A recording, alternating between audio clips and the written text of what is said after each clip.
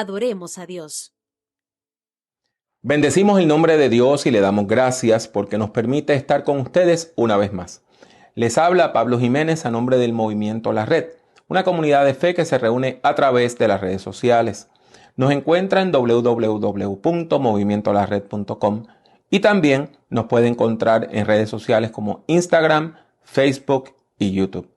Les rogamos que usted nos regale un like, me gusta y que también comparta esta palabra que va a escuchar todo este rato de oración y cánticos y de predicación con personas que usted lleve cerca del corazón. Vamos ahora a adorar a Dios.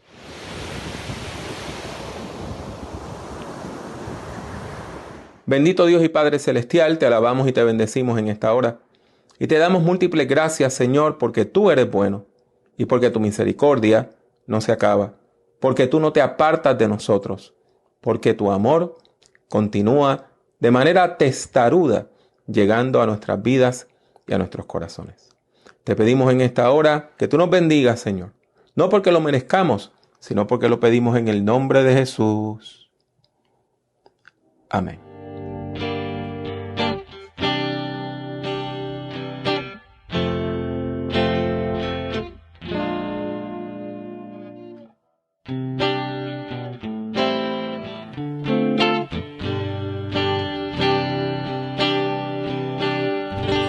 Los que confían en Jehová son como el monte de Sión, que no se mueven, sino que permanecen para siempre, como Jerusalén. Tiene montes alrededor de ella, así Jehová está alrededor de su pueblo. Los que confían en Jehová son como el monte de Sión, que no se mueven, sino que permanecen para siempre, como Jerusalén. Tiene montes alrededor de ella, así Jehová está alrededor de su pueblo. Los que confían en Jehová son como el monte de Sión, que no se mueven, sino que permanecen para siempre, como Jerusalén. Tiene montes alrededor de ella, así Jehová está alrededor de su pueblo. Así Jehová está alrededor de su pueblo. Así Jehová está alrededor de su pueblo.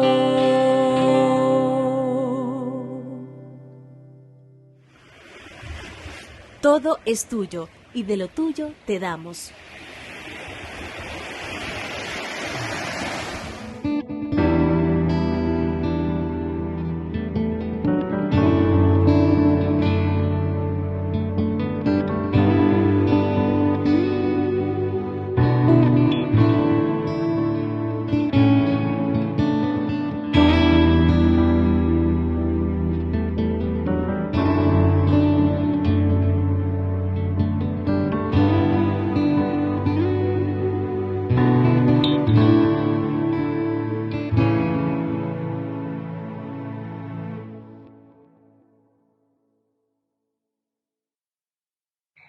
Para ofrendar el Movimiento La Red, todo lo que tiene que hacer es visitar nuestro portal movimentolared.com.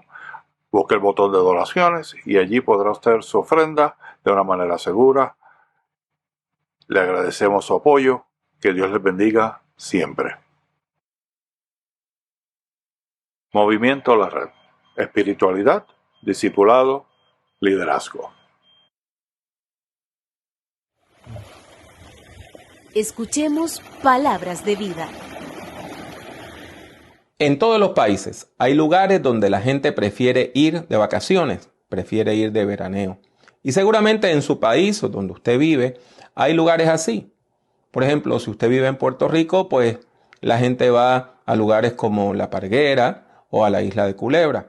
Si usted vive en la República Dominicana, quizá vaya a Punta Cana. Si usted vive en Venezuela, pues desea ir a Isla Margarita. Si usted vive en los Estados Unidos, pues la gente va a vacacionar a Florida o a veces al sur de California. Y en México hay tantos lugares como Acapulco, Huatulco y Cancún, entre muchos otros. Seguramente en su país, donde usted vive, en el estado donde usted vive, donde quiera que usted esté, hay un lugar donde la gente va de vacaciones. En los tiempos de Jesús, ese lugar era Jericó. Jericó era el lugar preferido para veranear en los tiempos de Jesús, el lugar a donde iban la gente que vivían en Jerusalén para ir a pasar algunos días de vacaciones.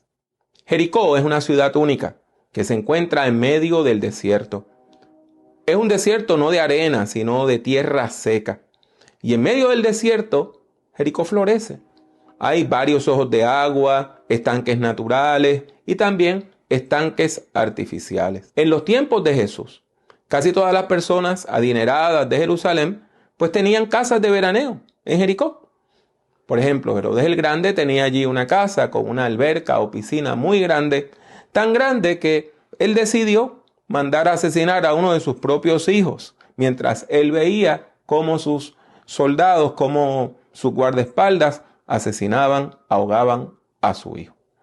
De todos modos, las ciudades turísticas son lugares de grandes contrastes. Por un lado, el dinero corre a manos llenas, porque los turistas van ¿a qué? A gastar. ¿En qué? En hospedaje, en comida, en paseo. Sin embargo, por el otro lado, usted tiene una masa pobre de gente que trabaja por muy poco dinero y se gana la vida trabajando como sirvientes, cocineros, vendedores. Ese contraste lo vemos con toda claridad en las Sagradas Escrituras. Cuando usted va a los capítulos 18 y 19 del Evangelio según San Lucas, encontrará que se nos hablan de varias historias que ocurren en Jericó. Una de esas historias involucra a un hombre pobre y la otra a un hombre rico. La historia del hombre pobre es la curación de Bartimeo el ciego. Eso se encuentra en Lucas capítulo 18, versículos 35 al 43. Bartimeo era una persona que vivía de pedir limosnas, un pordiosero, y le pedía dinero a los turistas que estaban pasando, que como les dije, usted sabe que cuando uno va de paseo, uno lleva algo de dinero. Sin embargo, la historia del hombre rico, que es en la cual vamos a enfocar en este momento, es el encuentro entre Jesús y un hombre que se llamaba Zaqueo. De acuerdo a la Biblia, Zaqueo era un hombre que tenía mucho dinero, era un hombre adinerado. Era jefe de publicanos, una palabra que solamente aparece ahí en el libro de Lucas. ¿Y qué quiere decir eso de publicano? Bueno, la palabra viene de la frase tributos públicos, o sea, de la frase para hablar de los impuestos al público. Por lo tanto, un publicano es una persona que cobra impuestos, es un cobrador de impuestos. En el tiempo de Jesús, ¿quiénes cobraban impuestos? Pues aquellas personas que trabajaban para el gobierno romano. Los publicanos cobraban los impuestos para el gobierno romano. Y aunque estos cobradores de impuestos eran judíos, en realidad trabajaban para los extranjeros y explotaban a sus paisanos. Y claro está, eran mal vistos por todas aquellas personas a quienes ellos le estaban cobrando dinero de más. ¿Y por qué digo dinero de más? Porque todo este esquema de cobrar impuestos era un esquema de corrupción. Por ejemplo, el emperador en Roma decía, yo quiero tantos talentos de impuestos de tal región. Y una persona adinerada en Roma le decía, yo te doy los talentos, se lo pagaba al frente. Se lo pagaba antes de cobrarlos. Y entonces esa persona adinerada contrataba a alguien que fuera a cobrar los impuestos a la región. Y esa persona, cuando llegaba a la región, iba buscando personas que cobraran los impuestos para él.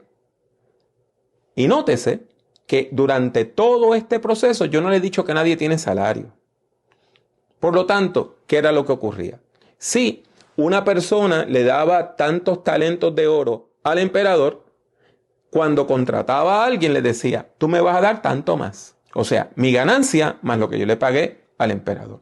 Y esa persona iba a cobrar su ganancia más lo que le iba a pagar a la persona que le pagó al emperador. Y las personas que cobraban impuestos no tenían salario. No era que usted recibía un cheque y cobraba los impuestos.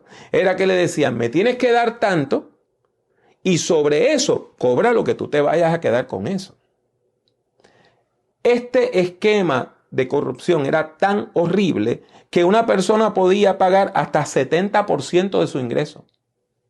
70% de su ingreso en impuestos.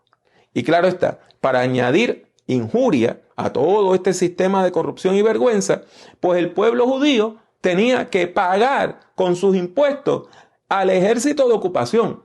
O sea, con los impuestos el pueblo estaba sufragando los gastos del imperio para mantener un ejército que estaba allí para oprimirles. Ellos estaban pagando los salarios de sus opresores. Añada a todo esto que el pueblo no tenía recursos, porque ¿quién los iba a defender del ejército más grande del mundo? Así que la gente detestaba a los cobradores de impuestos, detestaba a los publicanos. Los judíos los consideraban traidores y ladrones. Los clasificaban como personas ritualmente impuras, porque se relacionaban constantemente con gente extranjera. El pueblo los rechazaba, los expulsaba de las sinagogas, y eso quiere decir que básicamente los estaban expulsando de la comunidad. Zaqueo no era un cobrador de impuestos más. Como le dije hace un ratito, era un jefe de cobradores de impuestos, uno de los principales en el proceso.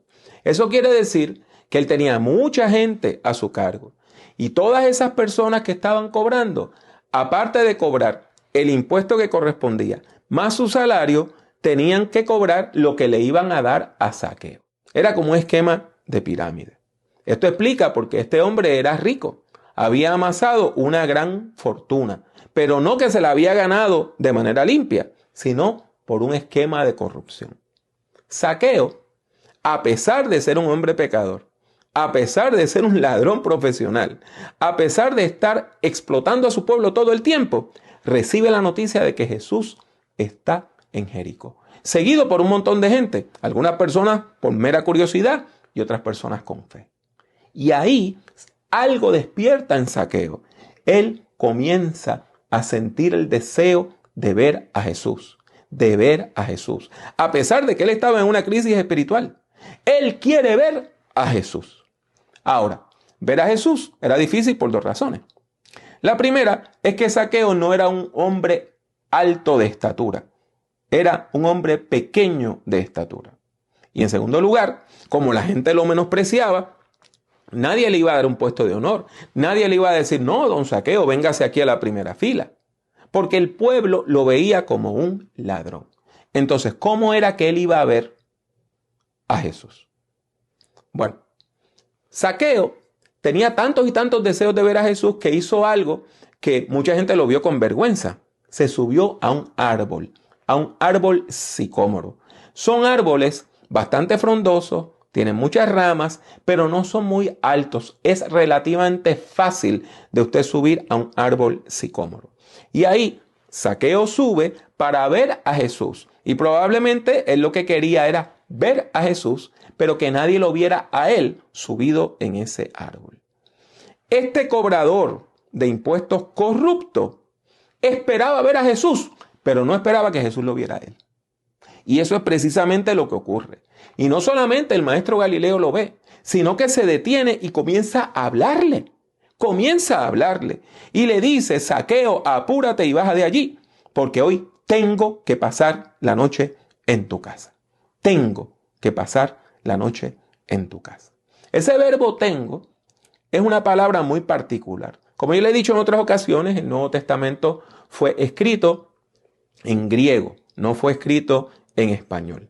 Y en griego hay un verbo muy cortito, nada más tiene 3 letras, D-E-I, delta, epsilon, iota, dei. Cuando el Nuevo Testamento dice dei, es el verbo que quiere decir es necesario. Es necesario. Algo que es una necesidad. Algo que hay que hacerlo de manera urgente, de manera imperiosa. Y esa es la palabra que Jesús utiliza. Tengo la necesidad. Es necesario de que yo vaya a tu casa y pase la noche en tu casa y esté contigo. Entonces, la pregunta es, ¿por qué Jesús dice que tiene que pasar la noche con la familia de Zaqueo? Era necesario porque Jesús conocía que Zaqueo, a pesar de ser un hombre tan adinerado y poderoso, necesitaba salvación. Era necesario porque a pesar de la riqueza material, Zaqueo vivía en la miseria. Su miseria era espiritual y su miseria era moral y su miseria era existencial. Su dinero no podía comprar el respeto del pueblo, no podía comprar la aceptación de los líderes religiosos y mucho menos la salvación que solamente Dios puede dar. El dinero mal habido no compra la paz, ni la integridad, ni el amor. No la compra. Por lo tanto, la necesidad no es material, es una necesidad espiritual. Mientras la sociedad rechazaba al publicano, mientras el liderazgo religioso de la época rechazaba al publicano, mientras la sinagoga rechazaba a este cobrador de impuestos, a este publicano, Jesús le dice, hoy tengo que pasar la noche en tu casa. Ahora bien, no podemos olvidar lo que le dije hace un rato. Los cobradores de impuestos eran vistos como personas moralmente corruptas y ritualmente impuras.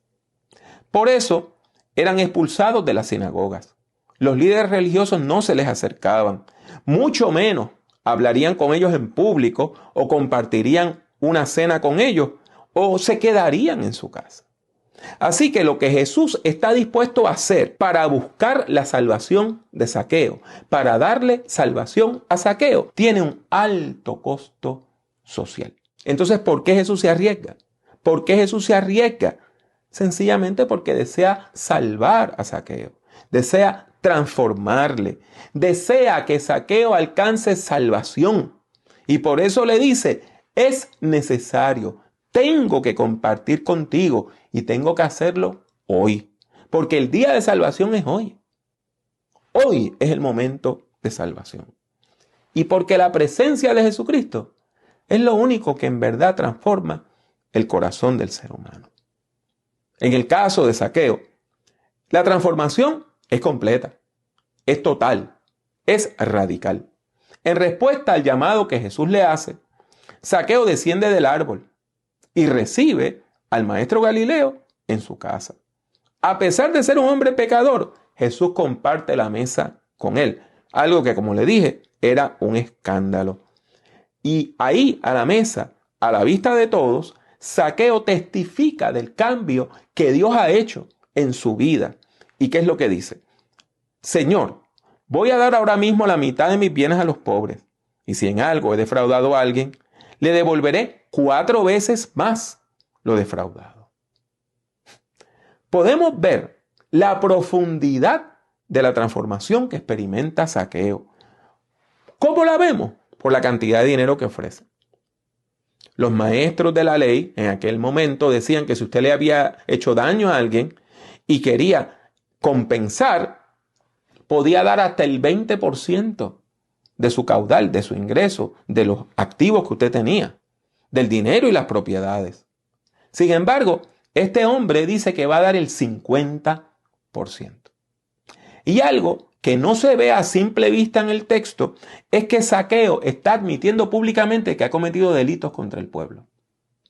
Y usted me va a decir, ¿dónde está eso? Eso no se ve. ¿Cómo usted puede llegar a esa conclusión?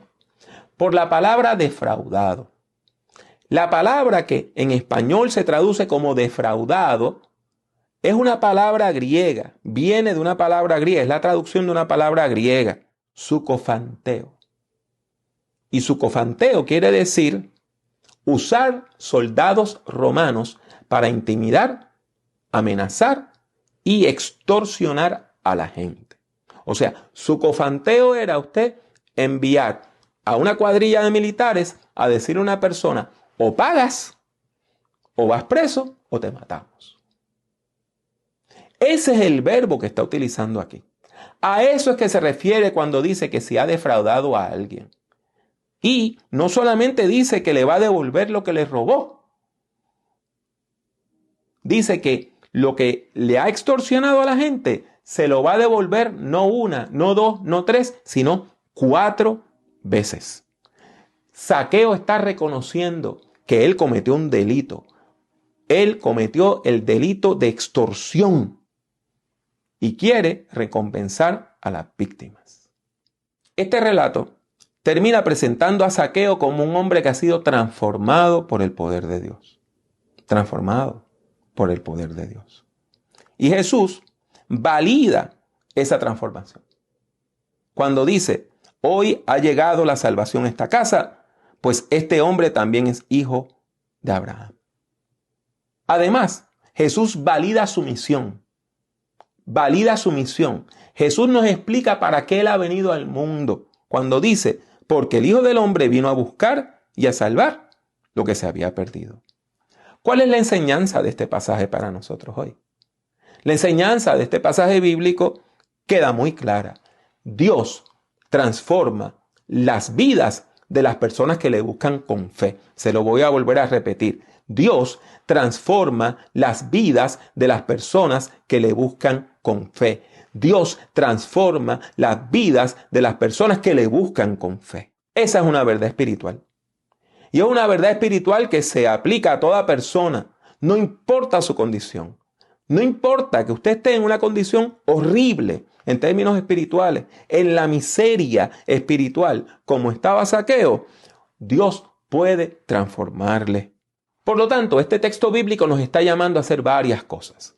En primer lugar, a prestar atención a nuestras necesidades espirituales, a velar por nuestra condición espiritual. Segundo, a atender, a alimentar ese deseo de buscar de Dios. Cuando usted tenga un deseo de buscar de Dios, búsquelo de manera activa. Y lo otro, a saber que en nuestra búsqueda espiritual siempre vamos a encontrar obstáculos, pues enfréntelos y vénzalos en el nombre poderoso de Jesucristo. La Biblia nos está llamando, por medio de este texto, a usted y a mí, a entrar en una relación con Dios, por medio de la obra de Jesucristo, en el poder del Espíritu Santo. Algo que va a transformar nuestras vidas y nos va a ayudar a deshacer el mal que hemos hecho y a bendecir a aquellas personas que hemos herido. Dios está trabajando en su vida y en su corazón para cambiarlo todo para bendición. Busque de Cristo. Jesús responderá con amor. Responderá con amor. No importa lo que diga la gente, Jesús va a responder con amor. Va a transformar su vida y va a declarar sobre usted y sobre su familia que hoy ha llegado la salvación a esta casa.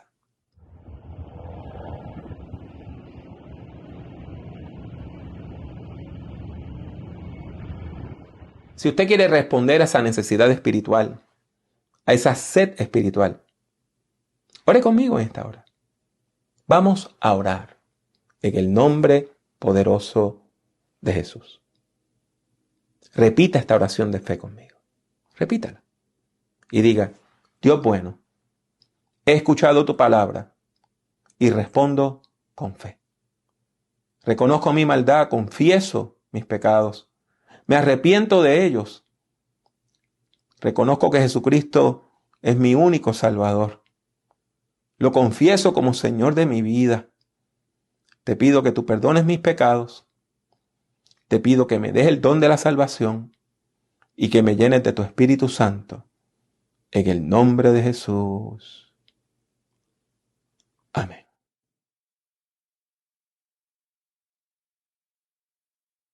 Así llegamos al final de otro encuentro de adoración y predicación del movimiento La Red, una comunidad de fe que se reúne a través de las redes sociales. Deseamos que nos escríbanos, mándenos un mensaje si este servicio, esta predicación, estos cánticos, estas oraciones han llegado a su vida. Escríbanos y díganos, infórmenos, comparte esa información con nosotros. Y le pedimos también, de una manera muy particular, que usted comparta este vídeo en sus redes sociales con otras personas. Déjenos saber que ha estado con nosotros, dándonos un like, me gusta. Acompáñenos los jueves a las 7:30 de la noche en nuestro encuentro de oración. Y recuerde que todos los fines de semana, a partir del domingo en la mañana hasta el lunes en la noche, estamos transmitiendo todos estos servicios para la gloria y la honra de Dios y la edificación de su vida. Espero que usted nos siga acompañando, nos siga respaldando y espero que Dios le bendiga mucho y siempre.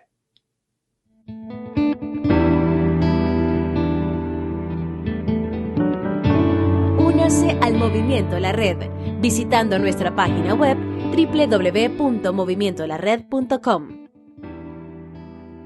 Busque el Movimiento La Red en Facebook y suscríbase a nuestra página oprimiendo el botón de like, me gusta. El Movimiento La Red es una comunidad de fe que se reúne a través de las redes sociales. La participación es libre y voluntaria. Está abierta tanto para ser su principal comunidad de fe como para enriquecer su vida espiritual. La Red es un movimiento cristiano que no está afiliado a denominación alguna.